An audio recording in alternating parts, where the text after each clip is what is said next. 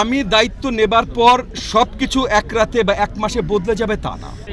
অপরিকল্পিত শব্দটার ডেফিনিশন একটু মুশকিল। মার্কেটে চাঁদাবাজির অভিযোগ আমরা পাইনি। আমরা রাতারাতি ওয়েস্টে যেভাবে আছে, মানে পাশ্চাত্যে যেভাবে আছে সেভাবে আরো তার বাজার দাঁড়া করে ফেলতে পারবো না। চাঁদাবাজির ঘটনাগুলো আমরা রাস্তার থেকে পাই। এই আড়তগুলো অত্যন্ত গুরুত্বপূর্ণ এলাকার জন্য, মানে ব্যবসাগুলো গুরুত্বপূর্ণ, ইকোনমিক ভ্যালিউ তৈরি করবার জন্য। আড়তগুলো যেন ভালোভাবে চলে, এই আড়তগুলো যেন অ্যাট রিস্ক না থাকে, এগুলো দেখাও আমাদের জন্য অত্যন্ত গুরুত্বপূর্ণ। সরকারের যেটা চাওয়া আছে তারা ইতিমধ্যে লিস্ট করে দিয়েছেন, কারণ অনেকগুলো দোকানের অনেক কিছু পুড়ে গেছে। পুরো তাদের ক্ষতিপূরণ দেওয়া তো সরকারের দ্বারা সম্ভব না, এবং সঠিক অ্যামাউন্টটা যে কতখানি ক্ষতি হচ্ছে সেটাও এক্স্যাক্ট নির্ণয় করাও সরকারের দ্বারা সম্ভব না, কারণ এই বাজারগুলো ওইভাবে চলে না। সো সেই জায়গা থেকে সরকারের পক্ষ থেকে যতখানি সহযোগিতা সম্ভব আমরা করতে চেষ্টা করছি।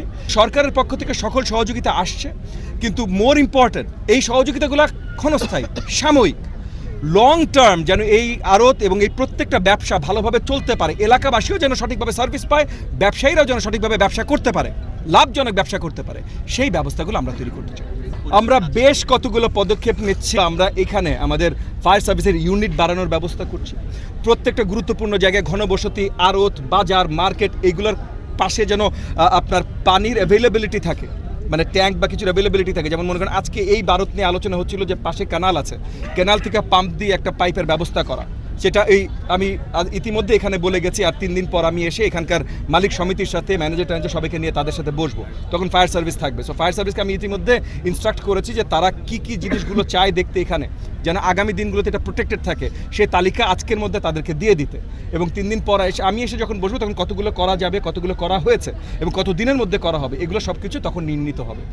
অপরিকল্পিত শব্দটার ডেফিনিশন একটু মুশকিল, কারণ এই কাঁচা বাজারটা অবভিয়াসলি আপনি যদি ভালোভাবে তাকিয়ে দেখেন কোনো আর্কিটেকচার স্ট্রাকচার নাই।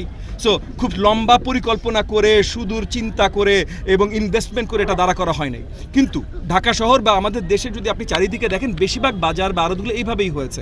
সো এটাই পরিকল্পনার মধ্যেও পড়ে। তো আমাদের জন্য যেটা বেস্ট সেইভাবেই আমাদের সলিউশনগুলো বের করতে হবে।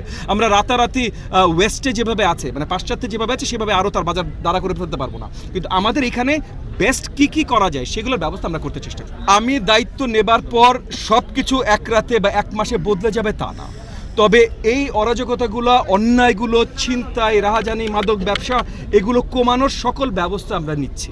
রাস্তায় সিসিটিভি এবং লাইট লাগানোর ব্যবস্থা, একই সাথে পুলিশ ফোর্স বৃদ্ধি করার ব্যবস্থা, এই সব কিছু আমরা করছি। মার্কেটে চাঁদাবাজির অভিযোগ আমরা পাইনি। মার্কেটের সবচেয়ে বড় অরাজকতা হলো যে মার্কেট যারা দিচ্ছে অনেক জায়গায় তাদের জমির বাইরে যেয়ে সরকারি জমিতে তারা ভাড়া উঠাচ্ছে। সো বাট মার্কেটে চাঁদাবাজির ঘটনা আমরা এই পর্যন্ত আমাদের কানে আসেনি। যদি আপনাদের এরকম কোনো রিপোর্ট থাকে আমাদের কাছে তুলে দেবেন। চাঁদাবাজির ঘটনাগুলো আমরা রাস্তার থেকে পাই, সেই জায়গাগুলোতেও পুলিশ বাহিনী নিয়ে সব কিছু নিয়ে আমরা শক্ত ব্যবস্থা নিচ্ছি। সিটি কর্পোরেশন দায়িত্ব নিচ্ছে, আমাদের পুলিশ ফোর্স দায়িত্ব নিচ্ছে, সেগুলোর ব্যবস্থা আমরা করছি। মার্কেট থেকে এরকম কোনো কমপ্লেন আসেনি, তবে যদি থাকে আপনারাও যদি আমাদের কাছে সঠিকভাবে পৌঁছে দিতে পারেন প্লিজ দেবেন।